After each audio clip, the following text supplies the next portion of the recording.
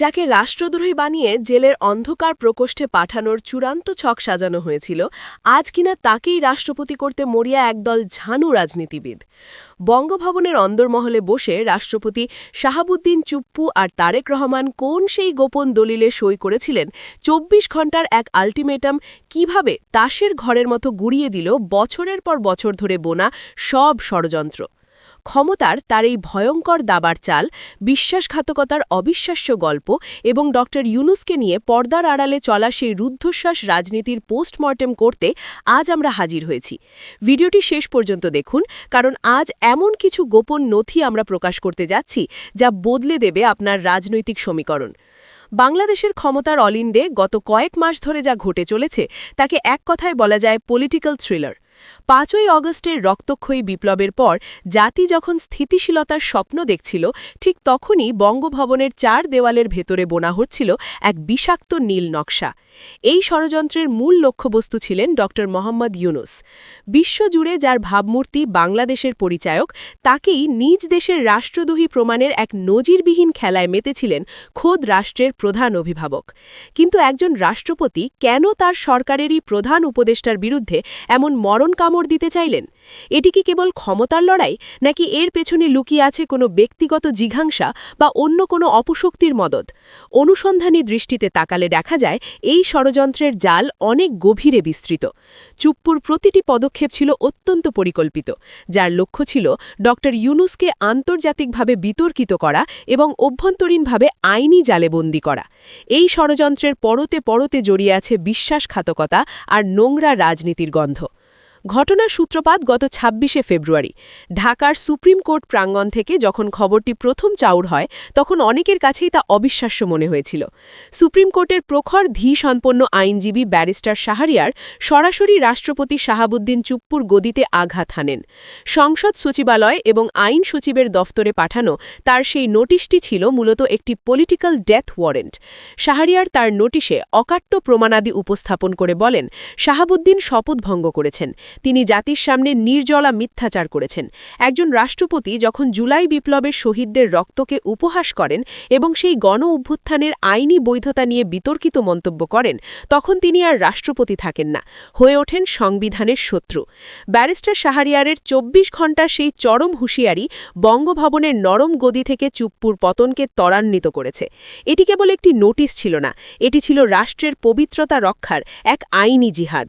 শাহরিয়ার পরিষ্কার করেছেন যে যদি এই সময়ের মধ্যে বঙ্গভবন থেকে এই মিথ্যাচারী বিদায় না নেন, তবে সুপ্রিম কোর্টের দরজা তার জন্য কঠিন শাস্তির বার্তা নিয়ে আসবে। এই আইনি নোটিশের প্রতিটি শব্দ ছিল যেন একটি বারুদ, যা পুরো রাজনৈতিক অঙ্গনে বিস্ফোরণ ঘটিয়ে দিয়েছে।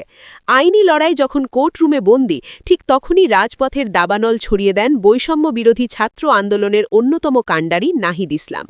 নাহিদের প্রতিটি শব্দ যেন একটি তপ্ত বুলেট হয়ে বিঁধেছে ষড়যন্ত্রকারীদের বুকে। তিনি সাফ জানিয়ে দিয়েছেন, চুপ্পুকে কেবল পদত্যাগ করলেই চলবে না, তাকে জুলাই হত্যাকাণ্ডের অন্যতম সহযোগী হিসেবে বিচারের মুখোমুখি করতে হবে।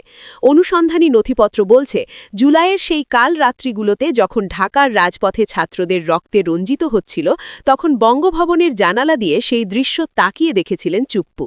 রাষ্ট্রের সর্বোচ্চ ক্ষমতার অধিকারী হয়েও তিনি কেন নীরব ছিলেন? কেন তিনি ঘাতকদের হাতকে শক্তিশালী করেছিলেন? নাহিদ ইসলামের এই ক্ষোভ আজ পুরো ছাত্র সমাজের কণ্ঠে প্রতিধ্বনিত হচ্ছে। নাহিদ পরিষ্কার ভাষায় হুঁশিয়ারি দিয়েছেন, ফ্যাসিস্টদের দোসরদের কোনো ছাড় নেই। চুপ্পুকে শুধু ক্ষমতাচ্যুত নয়, তাকে দ্রুত পুলিশ হেফাজতে নিয়ে জেলের ভাত খাওয়াতে হবে, কারণ তিনি এই গণহত্যার অন্যতম নেপথ্যে কুশীলভী। রাজপথের এই আন্দোলন এখন এমন পর্যায়ে পৌঁছেছে যে প্রশাসনের প্রতিটি স্তরে কম্পন শুরু হয়ে গেছে। এই ষড়যন্ত্রের সবচেয়ে রহস্যময় অধ্যায় হল তারেক রহমান এবং শাহাবুদ্দিন চুপ্পুর বর্তমান সখ্যতা। রাজনীতিতে কোনো স্থায়ী শত্রু নেই, এই প্রবাদটি এখানে ধ্রুব সত্য হয়ে ধরা দিয়েছে। ২০১১ থেকে ২০১৬ সাল পর্যন্ত দুর্নীতি দমন কমিশনে থাকাকালীন এই চুপ্পুই বিএনপিকে তছনছ করে দিয়েছিলেন। তিনি এমন এক সময়ে দুর্নীতি দমন কমিশনের কমিশনার ছিলেন যখন হাওয়া ভবনের দুর্নীতি নিয়ে একের পর এক মামলা সাজানো হচ্ছিল। অথচ আজ নিজের গদি বাঁচাতে চুপ্পু সেই তারেক রহমানকেই আসল মুক্তিযোদ্ধার রক্ত বলে তোষামত করছেন। প্রশ্ন ওঠে, তারেক রহমান কেন এই দুর্নীতিগ্রস্ত এবং বিতর্কিত ব্যক্তি ব্যক্তিকে রক্ষা করতে চেয়েছিলেন। ভেতরের খবর হলো বিএনপি চেয়েছিল চুপ্পুকে ব্যবহার করে ডক্টর ইউনূসকে চাপে রাখতে।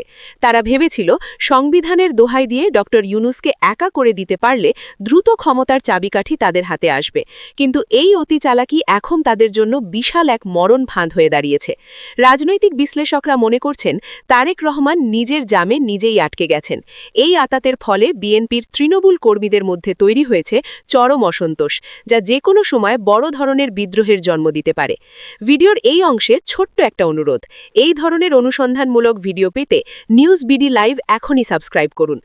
অনুসন্ধানী সাংবাদিকদের হাতে আসা তথ্য অনুযায়ী চুপ্পু এবং তারেক রহমানের গোপন পরিকল্পনার মূল অংশ ছিল ডক্টর ইউনূসকে রাষ্ট্রদ্রোহের মামলায় জড়ানো। ডক্টর ইউনূস গত 18 মাসে আন্তর্জাতিক অঙ্গনে যে সফরগুলো করেছেন এবং বিশ্ব নেতাদের সাথে যে সংহতি প্রকাশ করেছেন, তাকেই রাষ্ট্রের বিরুদ্ধে ষড়যন্ত্র হিসেবে চালানোর পরিকল্পনা হয়েছিল। বিশেষ করে ইউনূস যখন বিশ্বমঞ্চে বাংলাদেশের নতুন স্বপ্ন ও সংস্কারের কথা বলছেন, তখন সেটাকে বিদেশের কাছে দেশ বিক্রি বলে প্রচার করার জন্য বিশাল একটি প্রোপাগ্যান্ডা মেশিন তৈরি করা হয়েছিল। চুপ্পুর ব্যক্তিগত ইগো এখানে বিশাল ভূমিকা রেখেছে। তিনি বারবার ঘনিষ্ঠ মহলে অভিযোগ করেছেন যে ইউনূস বিদেশ থেকে ফিরে তাকে যথাযথ সম্মান দেন না, প্রোটোকল মেনে বঙ্গভবনে হাজিরা দেন না। এই ইগোর লড়াইকে তিনি রাজনৈতিক প্রতিহিংসায় রূপান্তর করেন। তিনি এবং তার সাঙ্গপাঙ্গরা চেয়েছিলেন ইউনূসকে চিরতরে রাজনীতি থেকে সরিয়ে দিয়ে এমন এক আইনি জটিলতা তৈরি করতে যাতে তার বিশ্বব্যাপী খ্যাতি ধুলায় মিশে যায়। তারা জানতেন ইউনূসকে দমাতে পারলে বাংলাদেশের সংস্কারের গতি থমকে যাবে এবং পুরনো স্বৈরাচারী ব্যবস্থা আবার মাথাচাড়া দিয়ে উঠবে। কিন্তু তারা বুঝতে পারেননি যে ইউনূস কেবল একজন ব্যক্তি নন, তিনি আজ বাংলাদেশের প্রতিটি নির্যাতিত মানুষের বিশ্বাসের কেন্দ্রবিন্দু। ক্ষমতার লোভে অন্ধ হয়ে সাজানো এই দাবার চাল এখন বুমেরাং হয়ে ষড়যন্ত্রকারীদের দিকেই ধেয়ে আসছে। সাধারণ মানুষ যখন বুঝতে পেরেছে যে ডক্টর ইউনূসকে সরানোর মানে হলো দেশকে পুনরায় অন্ধকারের দিকে ঠেলে দেওয়া, তখনই চিত্রপট বদলে যেতে শুরু করে। তারেক রহমান এখন হাড়ে হাড়ে টের পাচ্ছেন যে 15 বছরের স্বৈরাচারী শাসনকে যারা তুড়ি মেরে উড়িয়ে দিয়েছে, সেই জনতার শক্তির সামনে তার অবস্থান কতটা নড়বড়ে। পরিস্থিতি এখন এমন এক বেগতিক পর্যায়ে পৌঁছেছে যে ডক্টর ইউনূসকে ভাসাতে চাওয়া ব্যক্তিরাই এখন নিজেদের অস্তিত্ব বাঁচাতে ডক্টর ইউনূসকেই রাষ্ট্রপতি করার কথা ভাবছেন। এটি কেবল রাজনৈতিক পরাজয় নয়, এটি নৈতিক দেউলিয়াতের এক চূড়ান্ত উদাহরণ। তারেক রহমান এখন বুঝতে পারছেন জনগণের বিরুদ্ধে গিয়ে রাজনীতি করা আত্মঘাতী সিদ্ধান্ত। তাই নিজের ইমেজ পরিষ্কার করতে তিনি এখন ইউনূসকেই ঢাল হিসেবে ব্যবহার করার শেষ চেষ্টা করছেন। এই পরিস্থিতির উত্তাপ এখন সারা দেশের আনাচে কানাচে ছড়িয়ে পড়েছে। সাধারণ মানুষ আজ রাজপথে নেমে আসার জন্য প্রস্তুত। একজন রাষ্ট্রপতির যে মর্যাদা থাকা দরকার, শাহাবুদ্দিন চুপ্পু তা অনেক আগেই হারিয়েছেন। অনুসন্ধানে দেখা গেছে তার ব্যক্তিগত সম্পদ এবং ক্ষমতার অপব্যবহারের ইতিহাস দীর্ঘ। তিনি কেবল বর্তমান সরকারের বিরুদ্ধেই ষড়যন্ত্র করেননি, বরং অতীতেও তিনি তার পদের অপব্যবহার করে অঢেল সম্পদের মালিক হয়েছেন। তার বিরুদ্ধে থাকা দুর্নীতির অভিযোগগুলো এখন একে একে ফাইল থেকে বের হয়ে আসছে। এখানেই শেষ নয়, এই চুপ্পুই একসময় শহীদ প্রেসিডেন্ট জিয়াউর রহমান এবং বেগম খালেদা জিয়ার বিরুদ্ধে অত্যন্ত কুরুচিপূর্ণ এবং ভিত্তিহীন প্রচারণার অন্যতম কাণ্ডারি ছিলেন। আজ যখন তিনি বিএনপির সমর্থন নিয়ে টিকে থাকতে চান, তখন স্বাভাবিকভাবেই বিএনপির তৃণমূল নেতাকর্মীরা তার ওপর রুষ্ট। একসময় যাদের জেল খাটিয়েছেন, আজ তাদেরই পা ধরে ক্ষমতা টিকিয়ে রাখার এই নির্লজ্জ চেষ্টা ইতিহাসের এক কুৎসিত পরিহাস। নাহিদ ইসলাম ঠিকই ধরেছেন, এমন একজন নির্লজ্জ মানুষকে বঙ্গভবনে রাখা পুরো জাতির জন্য কলঙ্ক। তার প্রতিটি কুকর্মের দলিল আজ জাতির সামনে উন্মোচিত হওয়ার পথে, যা তার বিচারকে অনিবার্য করে তুলেছে। পুরো দেশের রাজনীতিতে এখন রীতিমতো আগুন জ্বলছে। একদিকে ষড়যন্ত্রের জাল, অন্যদিকে জনতার আকাশচুম্বী প্রত্যাশা।